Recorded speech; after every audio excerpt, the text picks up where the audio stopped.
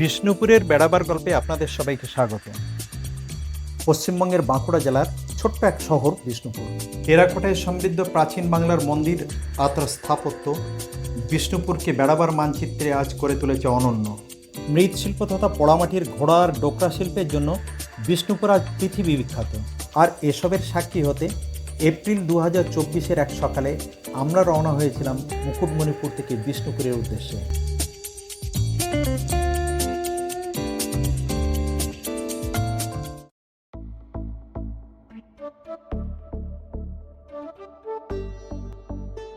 জঙ্গল আর মাঠ পেরিয়ে রাস্তার দুপাশের জনপদ আর হাটবাজার দেখতে দেখতে ঘন্টা দুয়েকের যাত্রায় আমরা পৌঁছে গেলাম বিষ্ণুপুরে।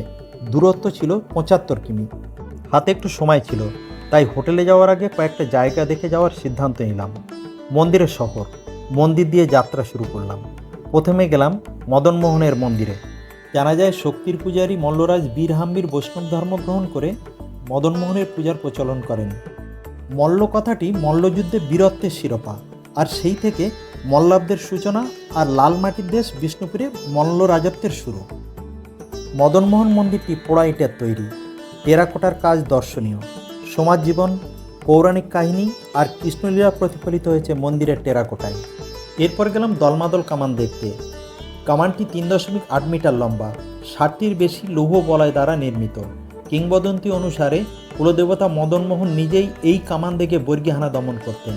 কামানটির কারুকার্যে ও দক্ষতার পরিচয় মেলে। এরই পাশে দেবী ছিন্নমস্তার মন্দির। সমগ্র মন্দিরটি লাল পাথর খুদে তৈরি। এরপর আমরা হোটেলে ফিরে এলাম।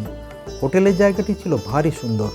একদিকে জয়পুরের জঙ্গল, সামনের দিকটা অদূরে লাল বাঁধ, পিছনের দিকটা পুরো আমবাগানে ঘেরা। খুবই পরিচ্ছন্ন। হোটেলের ঘরগুলো আর তার খাবার ছিল এক কথায় খুবই ভালো। দুপুরের খাওয়া সেরে কিছুক্ষণের মধ্যে আবার বেরিয়ে পড়লাম। 500 টাকার বিনিময়ে বাকি জায়গাগুলো দেখাবার সত্ত্বে একটা টোটো ভাড়া করে নিলাম। এবারে প্রথম রাসমঞ্চ দিয়ে আমাদের দর্শন শুরু হলো। রাসমঞ্চের গেটের কাছেই একটা টিকিট কাউন্টার। মাথাপিছু 25 টাকার বিনিময়ে কয়েকটা টিকিট কেটে নিলাম। সব কিছু ভালোভাবে বোঝার জন্য 400 টাকার বিনিময়ে একজন গাইডকে নিলাম। রাসমঞ্চটি সত্যিই দর্শনীয়। পিরামিড আর বাংলার চালাঘরের আদলে ঝামা পাথরের তৈরি রাসমঞ্চটি সত্যিই অভিনব। এটি মন্দির নয়, মল্লরাজাদের কালে রাস উৎসবের আসর বসত এই রাসমঞ্চে। উৎসবকালেই দেবতা রাধাকৃষ্ণ আসীন হতেন এখানে। 64 প্রকোষ্ঠের এই মঞ্চটির কারুকার্য, নানান আখ্যান ও শিল্পকার্য সত্যিই দর্শনীয়। এমনই অলঙ্করণে অনবদ্য আরেক মন্দির শ্যামরায়। এর শিখরদেশ চারচালা পঞ্চরত্ন শৈলীতে গড়া। টেরাকোটার এই মন্দিরের দেয়াল জুড়ে শ্রীকৃষ্ণের রাসলীলা আর হিন্দু পুরাণের দেবদেবতাদের কাহিনী অতীব সুন্দর। এরই পাশে রঘুনাথ সিংয়ের তৈরি জোড়া মন্দির বা জোড় বাংলা। বাংলা চালাঘরের আদলে তৈরি, পাশাপাশি দুটো বড় মন্দিরের উপরে আরেকটা ছোট মন্দির।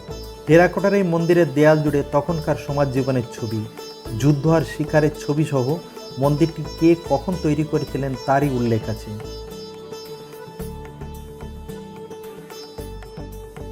জোড় বাংলা মন্দিরের অনতি দূরে রাধেশ্যাম মন্দির।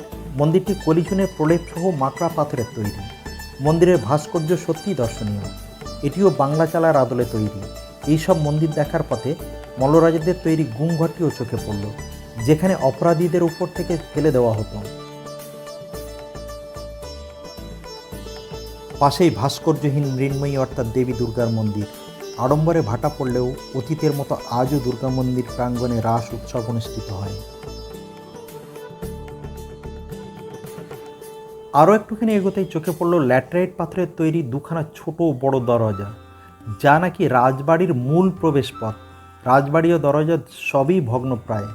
কিংবদন্তির গাথায় ভরা মল্ল রাজবংশ আর মল্লভূমি। তেমনই এক কাহিনীর সাক্ষী লালবাঁধ। লালবাঁধ এক বিশাল জলাধার। শোনা যায় রাজা দ্বিতীয় রঘুনাথ সিংহ রূপসী নর্তকী লালবাইয়ের সঙ্গে অবৈধ প্রণয়ে জড়িয়ে পড়েন।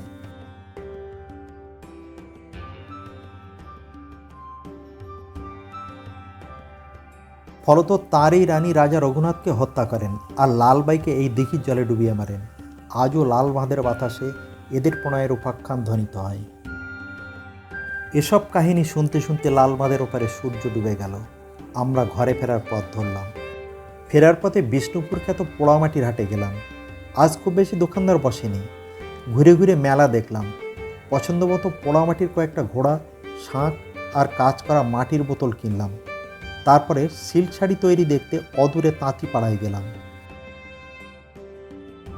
তন্তুবাইদের অপূর্ব শিল্পকলা দেখার সঙ্গে বিষ্ণুপুরের স্মারক হিসেবে কয়েকটা শাড়ি কিনে আমরা হোটেলে ফিরে এলাম।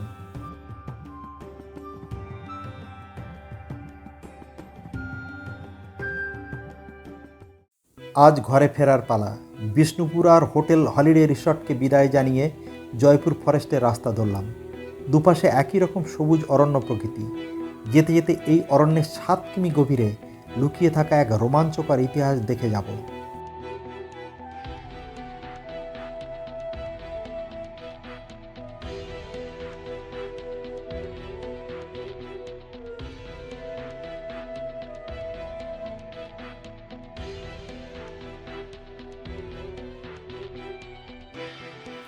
পায়রাডোবা এয়ারফিল্ড অনেকের কাছে অজানা আর অপরিচিত।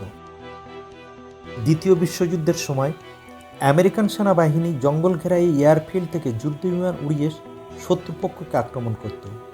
জঙ্গলের আড়ালে পরিত্যক্ত এয়ারফিল্ড আজ শুধুই ইতিহাসের সাক্ষী।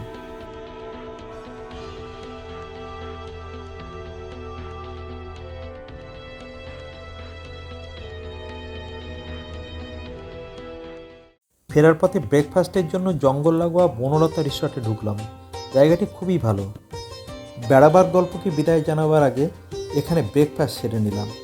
চারদিকটা আরও একবার ঘুরে দেখলাম।